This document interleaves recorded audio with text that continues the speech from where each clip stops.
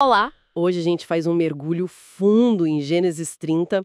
É um capítulo, olha, cheio de drama familiar, rivalidade e uma negociação bem esperta no final. Pois é. Nossas fontes são comentários bíblicos, análises variadas. A ideia é tentar entender como é que a família de Jacó cresceu tanto, sabe? Como ele conseguiu a riqueza dele, mesmo num cenário tão complicado. E é um período fascinante, né? Porque mostra as promessas de Deus se desenrolando assim no meio da confusão humana, cuja enchia de falhas e uns costumes da época que hoje em dia a gente olha aí, nossa, estranha bastante. Vamos direto ao ponto, então. A casa de Jacó era dividida, né? Tinha Lia, que era fértil, mas Jacó não a amava tanto assim. É, a menos amada. E tinha Raquel, a amada, mas que era estéril. E ter filhos naquela época era uma disputa enorme por status, por afeição. Fundamentão. Lia já tinha dado a Jacó os primeiros 4, Rúben, Simeão, Levi e Judá. E os nomes que ela escolheu, eles refletem muito a dor dela, mas também a esperança por reconhecimento, né? Totalmente. E a gente precisa lembrar o peso que ter filhos tinha naquela cultura. Era a linhagem, era a herança, segurança. A poligamia, assim, claramente só jogava mais lenha nessa fogueira de rivalidade. Com certeza. Mas é interessante que o texto faz questão de dizer que Deus viu a situação da Lia, né?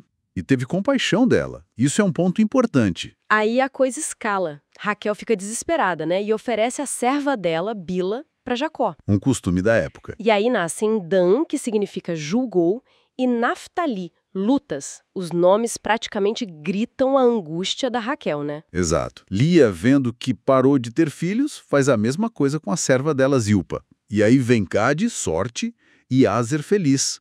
Cada nome é uma declaração. Essa prática das servas como mães substitutas era conhecida na Mesopotâmia. E aquele ritual de dar a luz sobre os joelhos da senhora não era só simbólico, não. Tinha um peso legal, né? Tinha um peso legal. Era uma forma de dizer que, juridicamente, aquela criança pertencia à esposa principal, com todos os direitos. A gente vê claramente o ciúme, a competição, guiando as ações delas. Mas, por trás de tudo, Deus estava ali formando as tribos de Israel. E a tensão não para por aí. Tem aquele episódio das mandrágoras que o Rúben encontra. Ah, sim, as mandrágoras. Acreditava-se que eram tipo um afrodisíaco que ajudavam na fertilidade. Raquel as quer desesperadamente e Lia faz um acordo, as mandrágoras em troca de uma noite com Jacó. Quase uma negociação comercial, né? Impressionante como as relações ficaram transacionais. Exato. E dessa noite nascem Issacar, recompensa, e Zebulon, honra ou morada. E depois ainda nasce Diná, a filha. É interessante que o texto diz que Deus ouviu Lia de novo, né? Mas não valida a superstição. As mandrágoras, no fim das contas, não resolveram a esterilidade da Raquel. Não mesmo. Mas aí, finalmente, depois de tantos anos, o texto diz: lembrou-se Deus de Raquel. É um momento forte. Muito forte. E nasce José. E o nome dele tem um duplo sentido incrível. Ele tirou a minha vergonha e que ele me acrescente outro filho. Quase uma profecia, né? É o clímax dessa primeira parte toda. Mostra que, apesar das manobras humanas, das superstições, da dor toda, a ação de Deus tem seu próprio tempo, sua própria graça agindo ali. E parece que o nascimento de José, o filho da esposa amada, muda alguma coisa para o Jacó, né? Porque é logo depois disso que ele decide que quer ir embora. Exatamente. Quer construir o futuro dele. Sair da casa do sogro Labão, depois de 14 anos de serviço. Só que Labão não quer deixar ele ir, né? De jeito nenhum. Ele admite, com todas as letras, que foi abençoado por causa de Jacó.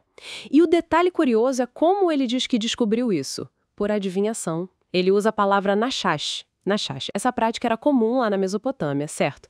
Mas depois foi proibida em Israel. É muito irônico que Labão, usando um método pagão, reconheça a benção de Deus sobre Jacó. É irônico mesmo. E as fontes comentam isso. Deus usando até a prática pagã de Labão para fazer ele confessar a verdade. É um contraste enorme com a forma como se busca a vontade de Deus hoje, pela revelação direta, pela palavra. Então Jacó faz uma contraproposta que parece bem engenhosa. Ele diz: olha, meu salário vai ser só os animais que nascerem salpicados, malhados ou pretos. Parece justo e fácil de controlar para ninguém roubar, né? Parece ótimo. E Labão aceita na hora.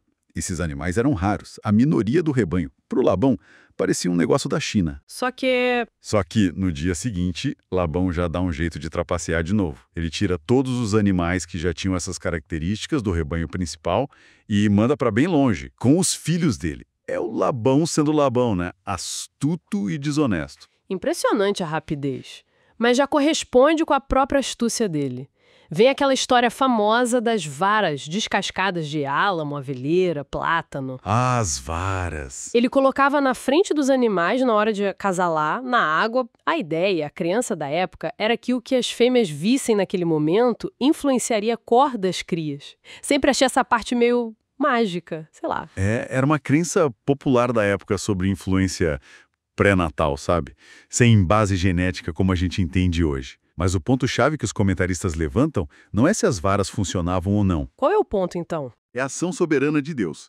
O próprio Gênesis, no capítulo 31, revela que Deus instruiu Jacó em sonho sobre como os rebanhos se multiplicariam, mostrando os animais malhados, salpicados. Ou seja, Deus agiu ali para cumprir a promessa de abençoar Jacó, talvez através desse método estranho ou apesar dele. Entendi. E Jacó também não ficou só nas varas, né? Ele usou criação seletiva, colocando as varas só na frente dos animais mais fortes. Isso, foi esperto também. E o resultado? O texto diz que Jacó ficou riquíssimo, extremamente rico. Muitos rebanhos, servos, camelos, jumentos. Prosperou muito. Então, o que a gente tira disso tudo? Primeiro, a fidelidade de Deus. Ela prevalece, né? Prevalece sobre o engano do Labão e até sobre os métodos, digamos, questionáveis do Jacó. Há uma certa justiça poética aí para o Jacó, depois de tanta exploração. Uma reviravolta. E aquela ironia. O enganador, Jacó, que foi enganado tantas vezes pelo sogro, agora usa de esperteza e com a bênção de Deus para dar a volta por cima. Bom, resumindo a nossa conversa de hoje, Deus age de formas que a gente nem imagina, né? Usando pessoas complicadas, situações bem complexas. A origem das 12 tribos de Israel foi marcada por essa rivalidade toda, por dor, mas também pela misericórdia e pela ação de Deus. Exatamente isso. A graça e os propósitos de Deus acabam sendo maiores que as nossas falhas, que nossa confusão. O plano dele não foi frustrado por nada disso. E fica uma reflexão final, né? Pensar sobre como Deus age através de gente tão imperfeita e no meio de costumes antigos que hoje parecem tão estranhos para nós. Como é que isso mexe com a nossa forma de ver a fé, de ler as escrituras hoje? Será que isso mostra Deus se adaptando à cultura da época ou revela algo ainda mais profundo sobre a interação dele com a humanidade? Fica aí pra gente pensar.